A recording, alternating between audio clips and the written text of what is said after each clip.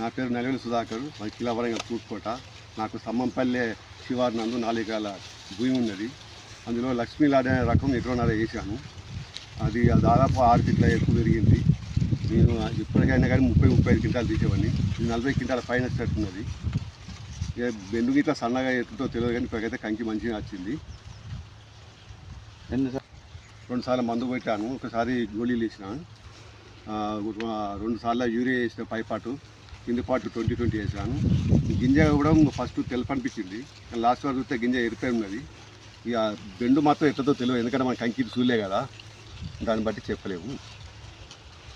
ఇదైతే వేసుకోదగ్గట్టు పంట. విల్ట్ గిట్లా ఏం రాలేదు. ఎందుకంటే విల్ట్ అర్థం భయపడే, కానీ విల్ట్ రాలేదు, ఏం రాలేదు. ఇక దిగుబడి వచ్చినాక ఎన్ని క్వింటాలు అనేది తెలుస్తుంది. ఓకే, థ్యాంక్ యూ సుధాకర్ అన్న, థ్యాంక్ యూ.